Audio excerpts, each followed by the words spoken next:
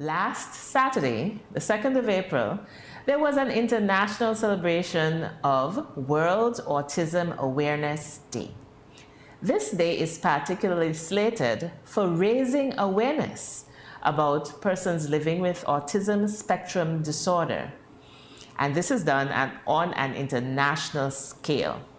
Today, Dr. Josephine Claxton, Director of the St. Kitts Spectrum Services Center, is here to enlighten us about Autism Spectrum Disorder as one means of commemorating the day that was acknowledged internationally on Saturday, April 2nd.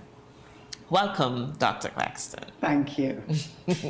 So first off, can you tell us, did the Spectrum Center celebrate Autism Awareness Day and how? So we're celebrating now. So Cotton Thomas Comprehensive celebrated last week, and they did a host of many different things from T-shirt, Wear Blue, and they actually did some media talks, and they had an Adopt an Autism child. And that was really interesting because what they did, they actually, a child with autism within their school actually went to the class of the teachers that didn't have any children with autism. So I thought that was a really good initiative. So they did quite a lot of things to begin Autism Awareness month, and that's because the school are closed and the students will not be in school this week.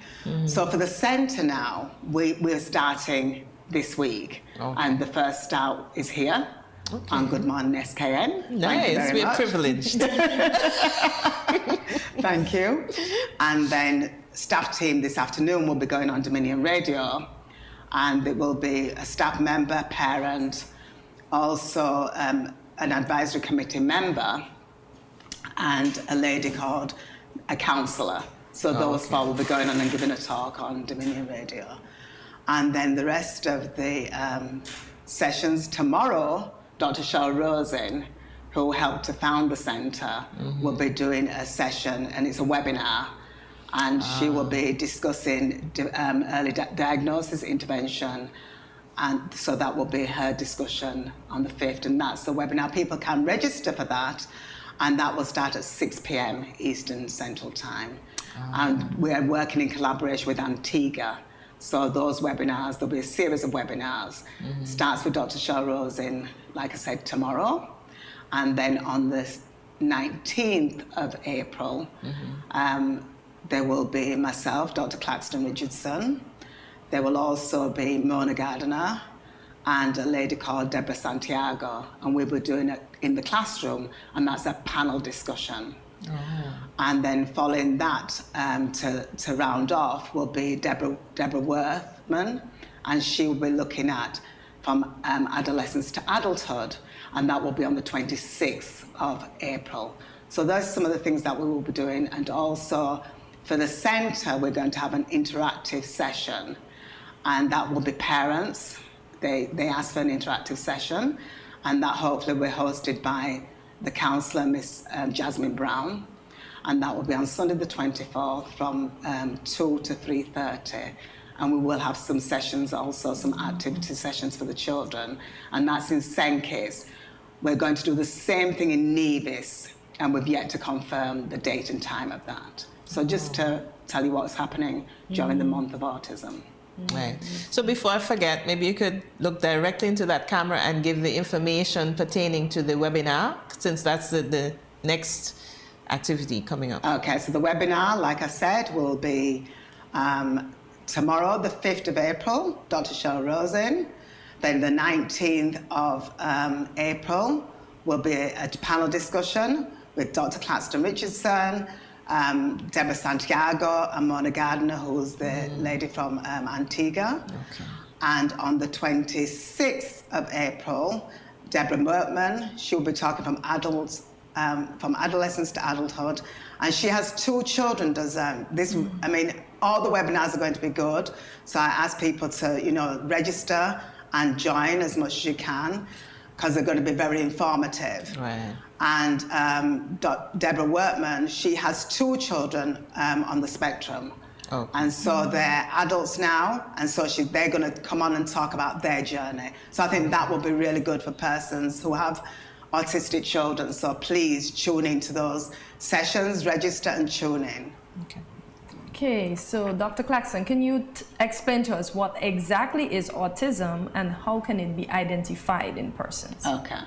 So, yes, I can. So autism is a developmental disability, and it affects, they say 1 in 68, the statistics are 1 in 68 persons, with boys being 4 times more likely to have autism than girls. And I say that, but Deborah Workman's done quite a lot of work looking at girls with autism.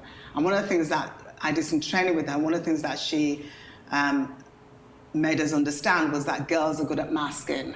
So even though they may have autism, they're good at socializing and fitting in. So that's one of the things I took from what she did in one of the trainings that I did with her. So, I mean, for persons who want to look out for what we call red flags, a lot of the time children, autistic children, and prior to diagnosis, some of the things that you might see is that they may have started talking because it affects communication and sensory issues. So they might have started talking, and parents will say, well, they started talking or babbling, and then at the age of 2, they stopped. And so there may be some of the things that persons may see as an issue. Also, the children may have repetitive behaviors. This could be anything from lining up cars, just doing things over and over again. We might be some echolalia, which is the echo. So if you say to me, good morning, say good morning. Good morning. Good morning. Oh. How you doing? How you doing? How you doing? So that's what we call echolalia. Okay. So the echo. Okay. Yeah. Right, So the right. echo, so they might just repeat what you're saying. There may be, people call it having meltdowns. So the child may be on the floor crying and screaming. People might say, that child's rude. Not necessarily they're being rude. Some of the areas, the sensitivity, it may be too much, too overwhelming. We don't even know half of what's going on for the children on the spectrum. And one parent spoke to me, she says that her son would actually, he was able to verbalize, able to say to exactly what was going on for him, that he could hear so many things. It was so intense, so much for him. And so that might lead to some of the sensory overload, sensory issues. There might be the stimming. So children may be rocking back and forth. There may be unusual finger movements that people might see. And sometimes it's not as simple as that, but parents, you really have to look for what's going on. So red flags that people may identify as some of those things. The speaking, the lack of communication, selective speech, so they'll speak when they want to speak. So those type of things. Talking about Dr. Claxton, some of the red flags that we could look at, and I guess, how does this affect parents themselves or mothers? Do mothers, is it something that can be anticipated or prevented? And that's a very good question, because what I find is that when parents, and particularly mothers, when they come into the centre, they feel guilty. So they're always looking to look at themselves and say, I did something, I could have done something different. And one of the things for the parents to bear in mind that they haven't done anything wrong. This is it's a developmental disability, and they have it's not about what they did.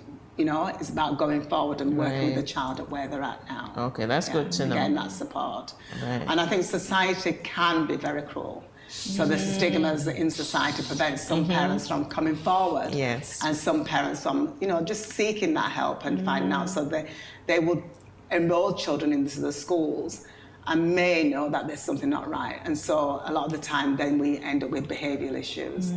And so we need to make sure that early intervention is key. It's important for that early intervention.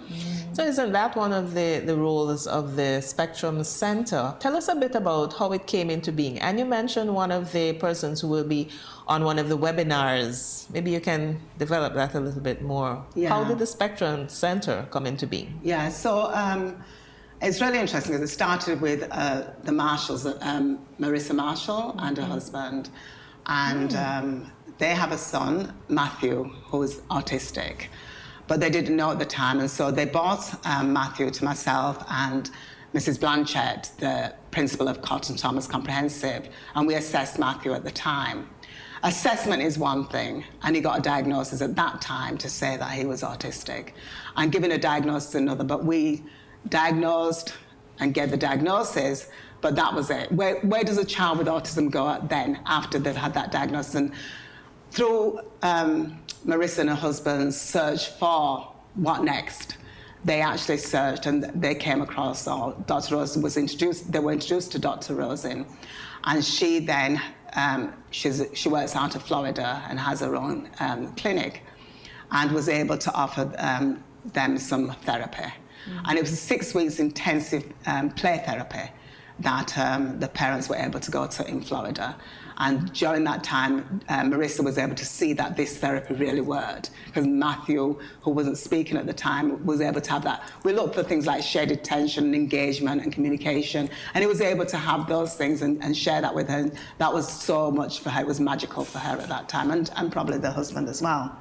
And so Marissa, being who she is, came back and said, we need this in St. Kitts. Mm-hmm, and so Dr. Rosen would come in and work at the University of Health and Medical Sciences, and she would see children there. She would assess, and she would offer the tips of play therapy to the families. And then she would go back, and then she would come back and do this again, and realize that, no, we need more than that. We need to have a centre here. So in collaboration with Health and Ministry of Education and a cohort of persons, Yasmin Powell, Charmaine Blanchett, Mrs. Jacobs, Miss Gums, and other people, they were able to sit together and look at how the centre could look and collaborate on that. And hence the centre was in the 4th of September 2018, and that's when the centre came about. Nice. Yeah. Good stuff. So, Miss Dr. Claxton, we understand that you were a teacher. So, yes. Being a teacher, is this the reason that you work with kids that have autism?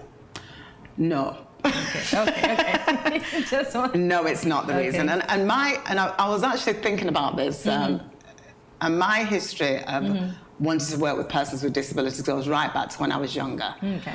And so I remember volunteering in the UK at an organisation called FAB, Physical Handicapped and Able-Bodied, before I even left school. Oh. So I volunteered in that capacity, working with persons with disability. And then from then I went into nursing. So I did my nurse's training and became a qualified nurse. And while I was nursing, I thought, I need more. The patient, I was just seeing to the patients, but not having that discussion and looking at, well, what your needs are. And then I saw a lady come onto the ward, and I thought, her job looks interesting. And she was a social worker. So I then went to university and did my degree in social work. Okay. And also my teacher training. Okay. And so then when I came to St. Kitts, I came looking to work within social care. Okay. And at that time, there wasn't an opening there. And then that's when I put my resume in and was called by Miss Cotton at that time, who was at the special education unit. And hence, that's when I began to work even deeper with persons with disabilities. So I've always had that. Okay. And it came full circle, interesting enough, when I came to St. Kitts. So yes. Good. Okay, so very solid background. Yeah. So can persons in the public assist in the center or support parents and individuals with autism spectrum disorder? Yes, I would like to just say to the public, we need volunteers. Okay. So we need volunteers, we need people who have the passion to work with persons, autistic children and families. Okay. We've set up what we call a social group for our children, because we put them together on a Thursday, so we need volunteers for that session. And so if persons feel that they can help, we're looking for that. We need monetary contributions.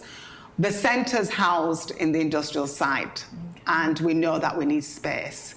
And so the idea was for us to get a facility because we're only doing part of the play project, play therapy, and there's other things. We need OT, we need speech and language pathologists. So if there's anybody out there that can help us with any financial way to get a building, to get the sensory equipment's already earmarked. So we just need a building. If you've got a building, please come forward and tell us and help us out. But also I'd like to say to the public and to young people, as you're thinking of your career, think about doing a career in speech and language pathology, in occupational therapy, in working with children with autism. Autistic children don't have to be, as Cotton Thomas, they can be placed in mainstream. So please, just that support. Don't think, oh yeah, they're on the spectrum and they can't learn. Yes, they can learn, but they need us to encourage, they need that support, they need that love, and they need the passion for people to come forward and support the centre. So please, if you can support us, we will be happy. And please log into the webinars and find out more information about autism.